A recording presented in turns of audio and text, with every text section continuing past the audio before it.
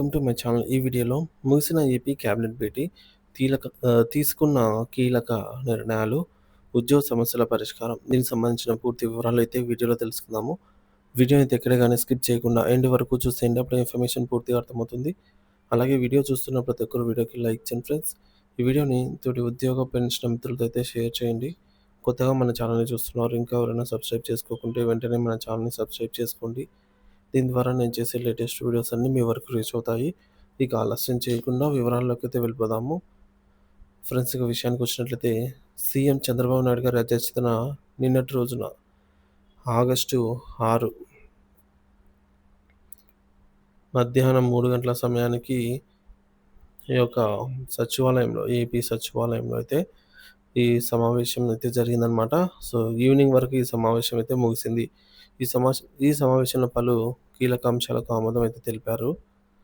So, ముఖ్యంగా ఆమోదం తెలిపినటువంటి అంశాలు చూసుకున్నట్లయితే, మహిళలకు ఉచిత బస్సు ప్రయాణంపై చర్చ ఆమోదమైతే జరిగింది.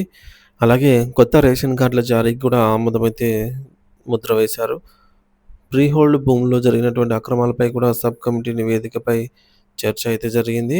అలాగే రాజధానిలో పలు సంస్థలకు భూ కేటాయింపుల చర్చ అయితే ముగిసిందన్నమాట ఈ చర్చతో. సో, మొత్తానికి ఈ యొక్క 4 కీలక అంశాలతో అయితే ఈ క్యాబినెట్ భేటీ సక్సెస్‌ఫుల్‌గా క్లోజ్ అయింది. అంటే ముగించారన్నమాట. కానీ ప్రస్తుత పరిపాలన ప్రారంభమైనప్పటి నుంచి ఉద్యోగులు ఎదుర్కొంటున్న సమస్యలపై నిర్లక్ష్య ధోరణి కొనసాగుతున్నట్లు తెలుస్తోంది.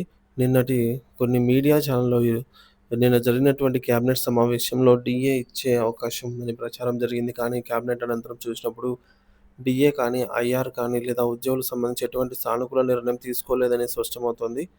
ప్రస్తుత సమస్యలు: పెండింగ్ డీఏ బకాయిలు 2019 జూలై 1 నుంచి ఉద్యోగులకు 27% ఇచ్చినటువంటి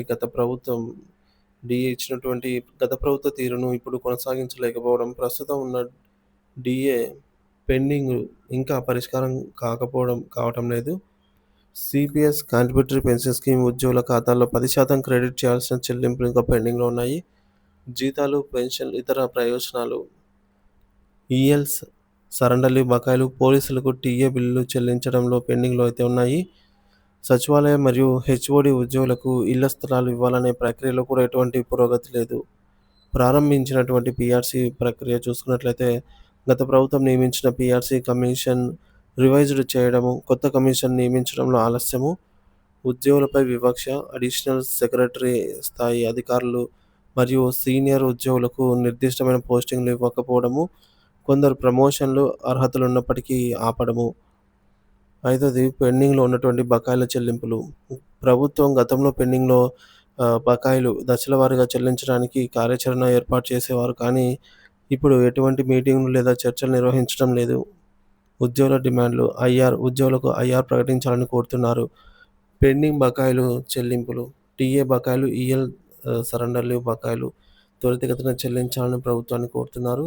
సిపిఎస్ నిధులు ఉద్యోగుల ఖాతాల్లో జమ చేయాలని అయితే డిమాండ్ చేస్తున్నారు. సానుకూల నిర్ణయాలు: పీఆర్సీ కమిషన్ ప్రక్రియను త్వరగా ప్రారంభించి అమలు చేయటము, సీనియర్ అధికారులకు పోస్టింగ్లు వెంటనే అందించడంతో పాటు అర్హత ఉన్న వారికి ప్రమోషన్లు ఇవ్వటము, పదవీ భద్రత: ఉద్యోగులను కావాలని వేధించే చర్యలను నివారించాలి. స సచివాలయ ఉద్యోగులకు ఇళ్ల స్థలాలు సమస్యలపై స్పష్టత అయితే ఇవ్వాలి. ముఖ్యమంత్రికి విజ్ఞప్తి: సానుకూల నిర్ణయాలు తీసుకొని ఉద్యోగుల నమ్మకాన్ని నిలబెట్టాలి. ప్రతి పండగకు ఎదురుచూస్తున్న ఉద్యోగుల ఆశలను నిలబెట్టే చర్యలైతే తీసుకోవాలి. శ్రేయస్సుకు సంబంధించిన నిర్ణయాలతో ఆలస్యం తగ్గించడానికి ప్రభుత్వం ఉద్యోగుల సమస్యలను వెంటనే స్పందించాలని అయితే ఈ సందర్భంగా కోరుతున్నారు.